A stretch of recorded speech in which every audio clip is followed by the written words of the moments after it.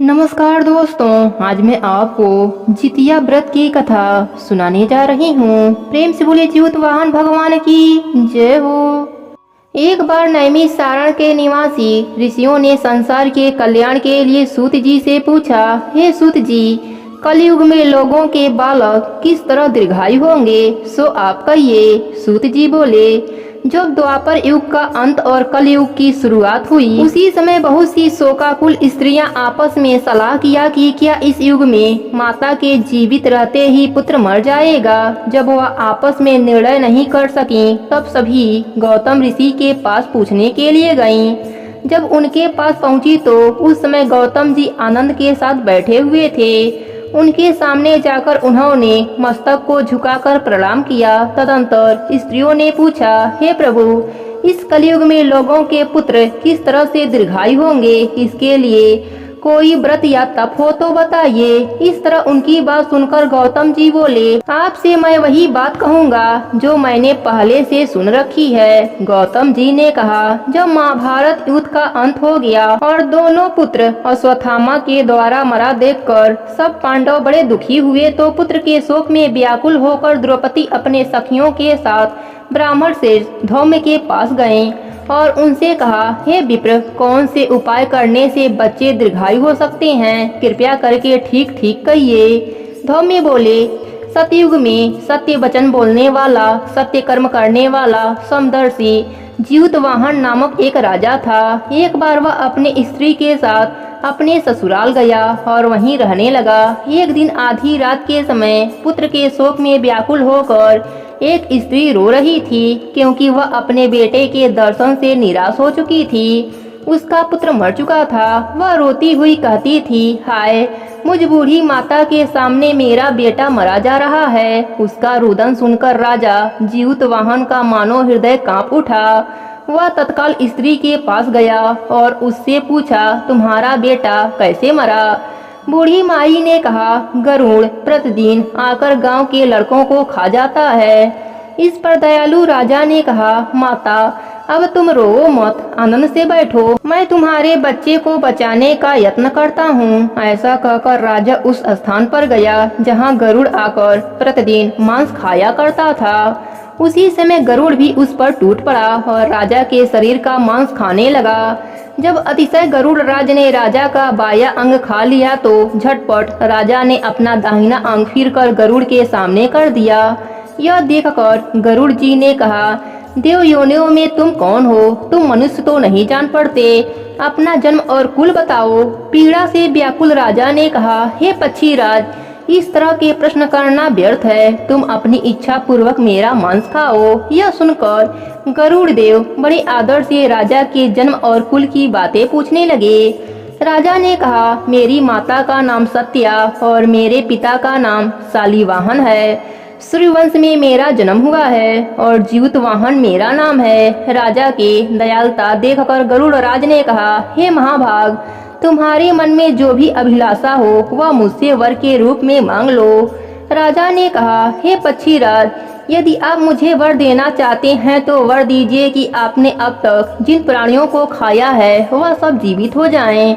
हे स्वामी, अब से आप यहाँ बालकों को ना खाया करें और कोई ऐसा उपाय बताएं कि जो जहाँ भी उत्पन्न हो वह लोग बहुत दिनों तक जीवित रहें। पक्षीराज राजा को वरदान देकर अमृत लेने के लिए नागलोक चले गए। वहाँ से अमृत लाकर उन्होंने उन मरे हुए मनुष्य के हड्डियों पर बरसाया। ऐसा करने से सब लोग जीवित हो गए जिसको पहले गरुड़ देव ने खाया था। राजा के त्याग और गरुड़ देव की कृपा से उस गाँव वालों का संपूर्ण कष्ट दूर हो गया। उस समय राजा के शरीर की शोभा दोगुनी हो गई। राजा की दयालुता देखकर गरुड़ ने फिर कहा, मैं संसार के कल्याण के लिए एक और वरदान देता हूँ।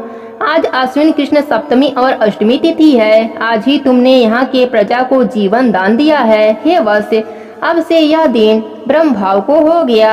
जो मूर्ति भेद से विविध नामों से विख्यात है वही त्रिलोक से पूजित अमृत प्राप्त करने के अर्थ में जीवित पुत्रिका कहलाएगी। सो इस तिथि को जो स्त्रियां जीवित पुत्रिका की और कुश की आकृति बनाकर तुम्हारी पूजा करेंगी तो दिनों दिन उनका सौभाग्य बढ़ेगा और वंश की भी बढ़ंती होती रहेगी। हे महाभाग, इस विषय में विचार करने की आवश्यकता नहीं। हे राजन, सप्तमी से रहित और उदया तिथि के अष्टमी को व्रत करें, यानी सप्तमी विद अष्टमी जिस दिन हो उस दिन व्रत न कर शुद्ध अष्टमी को व्रत करें और नवमी में पारण करें।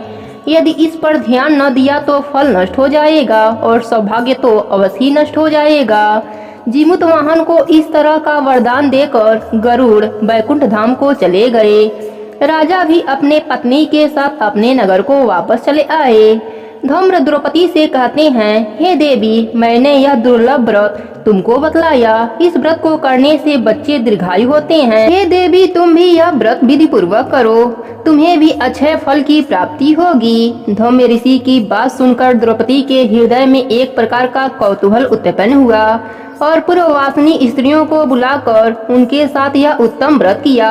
गौतम जी ने कहा, इस व्रत की महिमा को और इसके प्रभाव को एक चील ने सुन लिया और अपनी सखी सियारिन को बताया। इसके बाद पीपल वृक्ष की शाखा पर बैठकर उस चील ने और पीपल वृक्ष के खोखड़ में बैठकर सियारिन ने भी व्रत को किया।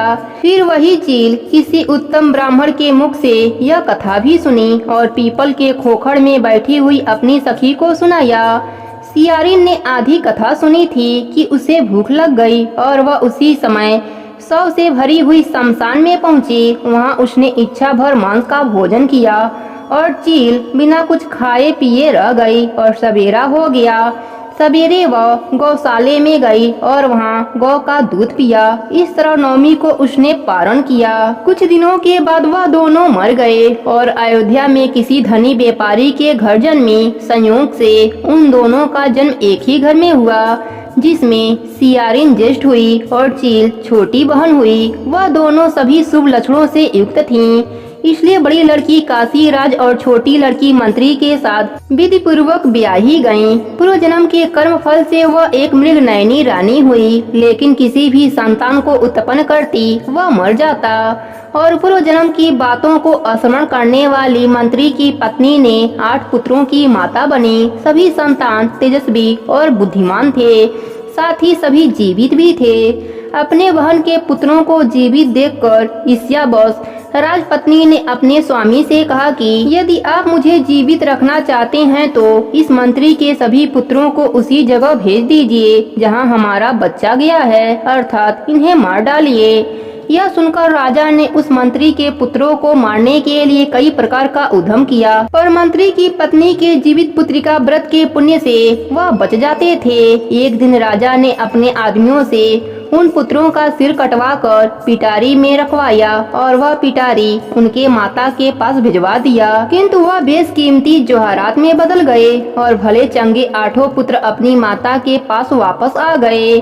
उनको जीवित देखकर राजपत्नी को बड़ा विस्मय हुआ।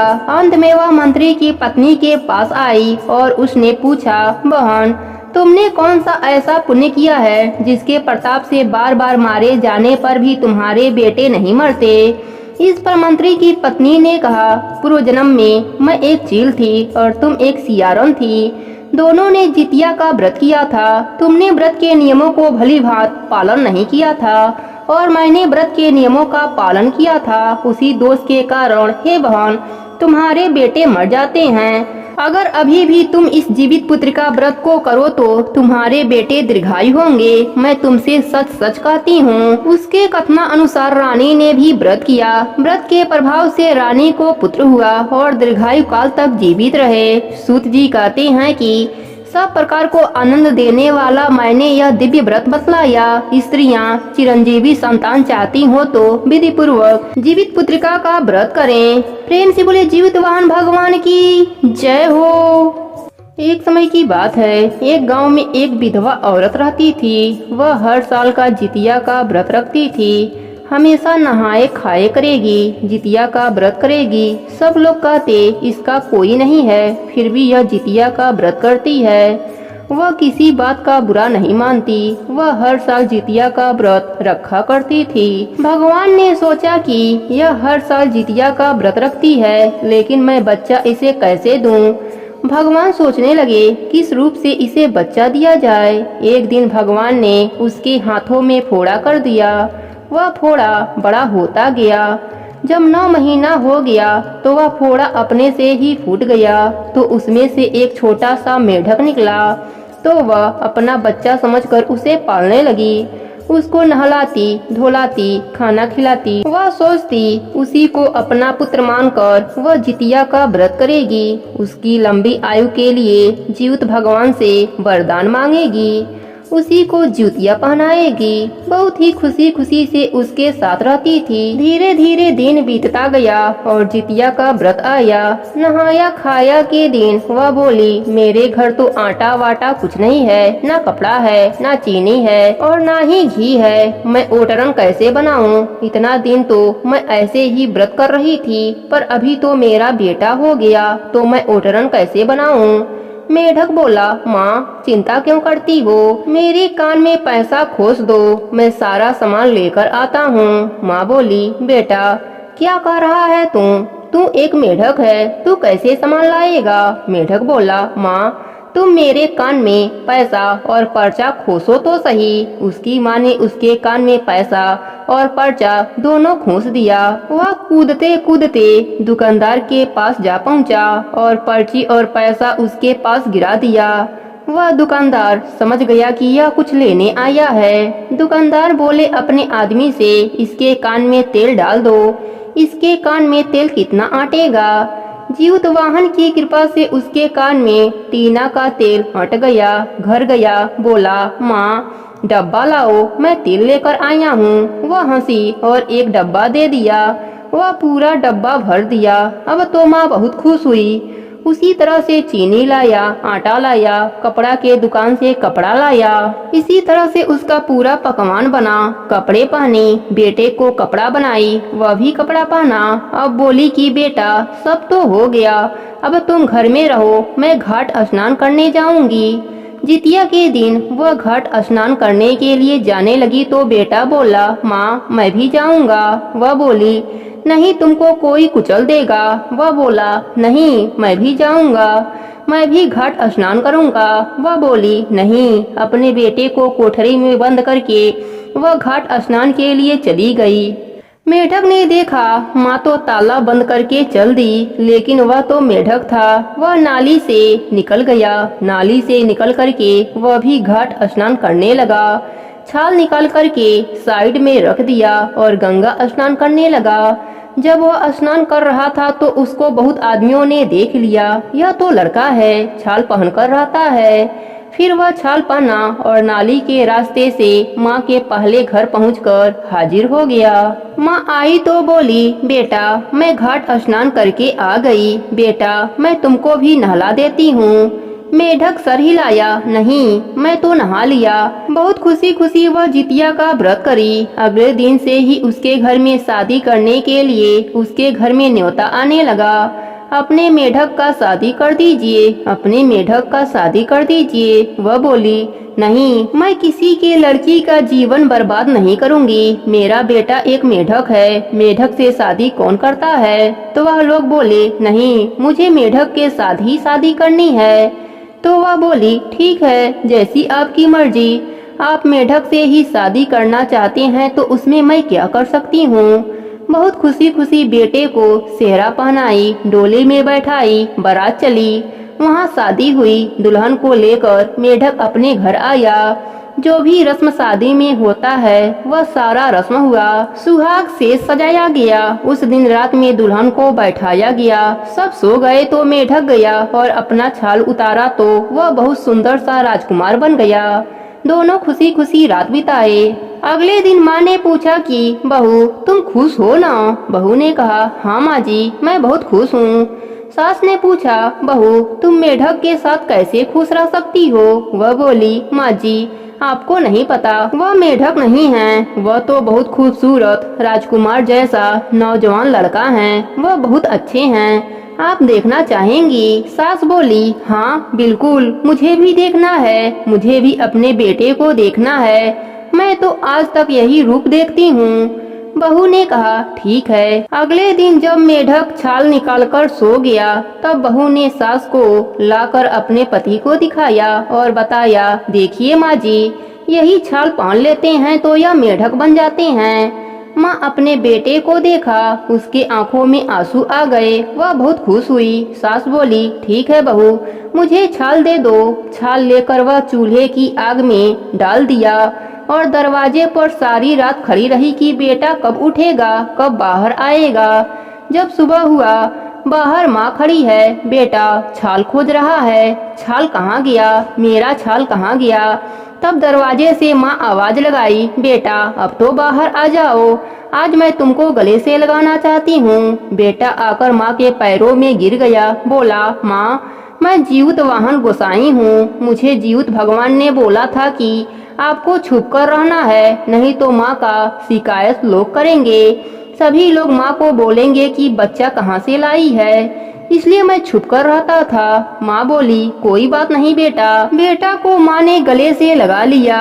बेटा बोला, माँ जितना दूर तक तुम बता सकती हो उतना दूर तक बताओ कि मैं जीवित वाहन गोसाई हूँ। जो मेरा व्रत करेगा उसका बच्चा दीर्घायु होगा। हे जीवित वाहन गोसाई, जो भी आपकी कहानी कहे, सुने, हुंकारा भरे, उसके घर में कभी भी शोक मत आने देना। प्रेम से बोले जीवित वाहन गोसाई की जय हो।